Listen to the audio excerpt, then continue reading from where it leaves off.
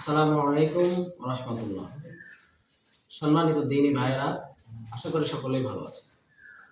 ত্রয়োদশ জাতীয় সংসদ নির্বাচন উপলক্ষে কাকে ভোট দিবেন? তো ভাই, আমরা সকলেই যারা ভোটার আছি, এই ভোটটা আপনার আমার বড় একটা আমানত। আল্লাহ সুবহানাহু ওয়া তাআলা এই ভোটকে আপনার আমার আমানত হিসেবে পাঠিয়েছেন। তো আমানতটা রক্ষা করা প্রত্যেকটা মুসলমানের জন্য খুব বড় কর্তব্য এবং দায়িত্ব।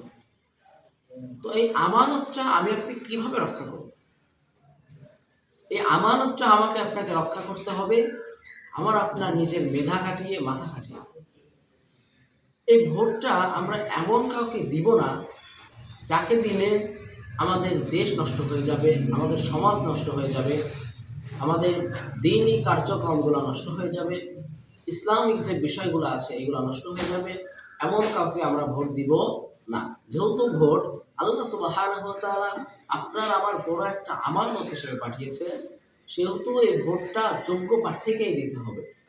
যেমন কোনো এলাকার মধ্যে যোগ্য প্রার্থী ধানের শীষও থাকতে পারে, কোনো এলাকায় জামায়াতও থাকতে পারে, কোনো এলাকায় আবার হাত পাখাও থাকতে পারে। এই জন্য এমনটা না যে শুধু আমাকে জামাতেই ভোট দিতে হবে, হাত পাখাতেই ভোট দিতে হবে, ধানের শীষে দেওয়া যাবে না। না, বিষয়টা এমন না। আপনি ধানের শীষে দেন, দাঁড়িপাল্লায় দেন, হাত পাখায় দেন, কোনো সমস্যা নেই। বাট প্রার্থীটা যেন যোগ্য হয়, এমন একটা ব্যক্তিকে আপনি নির্বাচিত করুন, যাকে নির্বাচিত করার দ্বারায় দ্বীনের বড় একটা খেদমত হয়, ইসলামের উপকার হয়। হ্যাঁ, আমরা এমন সময় দেখেছি যে সময়টা মসজিদের একটা মাহফিল করতে গেলেও বাধা হয়েছে, মাদ্রাসার মাহফিল করতে গেলেও বাধা হয়েছে।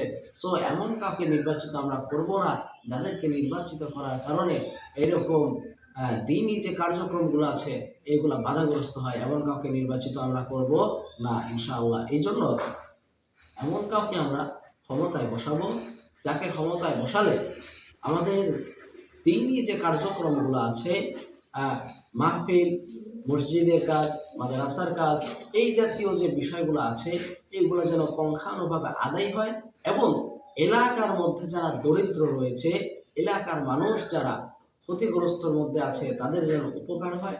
এমন কাউকে আমরা ইনশাআল্লাহ ভোট দিয়ে জয়যুক্ত করে আগামীর বাংলাদেশে বসাবো ইনশাআল্লাহ। আল্লাহ সুবহানাহু ওয়া তাআলা আমাদের সকলকে এই ভোটের বড় আমানতকে রক্ষা করার মতো তৌফিক দান করুন। সকলে বলে আমিন।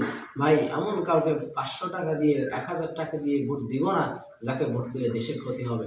আপনার ভোট একটা আমানত। 500 টাকার জন্য আপনার আমানতটা নষ্ট করে দিবেন না। আপনি যদি আপনার আমানতটা নষ্ট করে দেন, আপনি যদি আমানতের খেয়ানত করে ফেলেন, কিয়ামতের ময়দানে আপনাকে আল্লাহ সুবহানাহু ওয়া তাআলার সামনে দাঁড়াইতে হবে।